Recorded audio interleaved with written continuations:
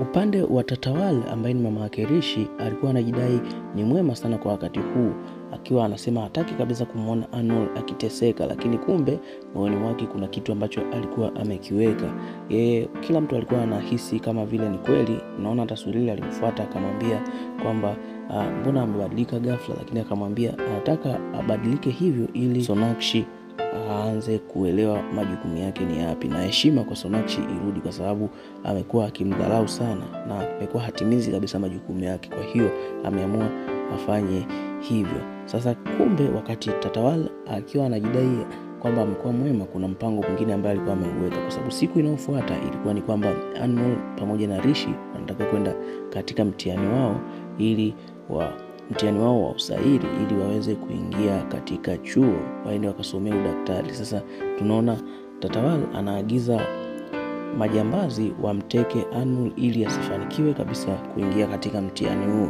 Kwa upande wa Anmol, yeye alitoka akaenda akaagana na wazazi wake vizuri, wakambariki, lakini pia bibi alimbariki ili Anmol anapokwenda aende akafaulu vizuri. Lakini ikawa tofauti, kwa sababu Rishi alitangulia na pikipiki, Anmol alikuwa amepitia nyumbani kwao. Moja kwa moja wakati Anmol anatoka akatekwa, na begi lake pamoja na kitambulisho na kila kitu vikawa vimetupwa pembeni. Yeye akafungiwa tena katika godown moja ambalo alikuwa hajui kabisa ni nini.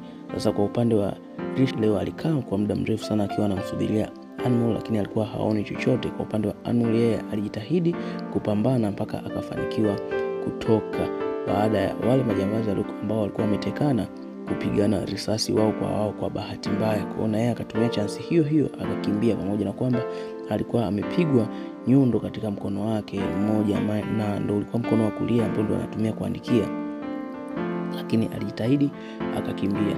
Sasa ilikuwa zimebaki dakika 5 tu, lakini Rishi alikuwa anashindwa kuingia kabisa ndani, kwa sababu tayari anatamani Anmol awepo, lakini Anmol hawepo. Lakini baada ya muda huo tunaona ndani ya hizo dakika 5 ambazo zilikuwa zimebakia Anmol anafika. Yani Anmol ndo anaingia tu na geti la chuo likafungwa. Na baada ya hapo, lakini pia ukikumbuka kwamba Anmol alikuwa ametupiwa mkoba wake ambao ulikuwa na vitambulisho na kila kitu, akashindwa kuruhusiwa kuingia katika mtihani na walinzi. Lakini mmoja kati ya wale wakuu wa chuo akaja akamuona binti yule, ikabidi aende akamsaidia, kwa sababu kwanza alikuwa amechoka sana. Alafu baada ya hapo akamruhusu kwenda kufanya mtihani, na akasema mabinti kama hawa wako wachache kabisa katika nchi hii na wanatakiwa kulindwa sana. Kwa hiyo moja kwa moja Anmol amepata nafasi ya kuingia kwenda kufanya mtihani.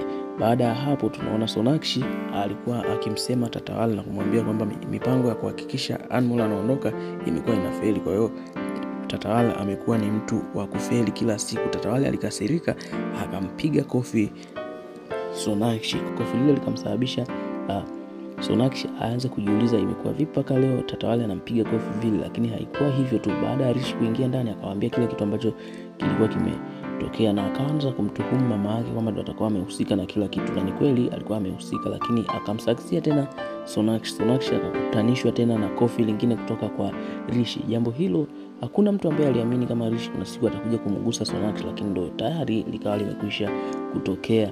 Tamthilia yetu kwa siku ya leo inaishia hapa. Wewe ambaye hujasubscribe channel hii, basi subscribe kwa ajili ya kuendelea kupata update mbalimbali.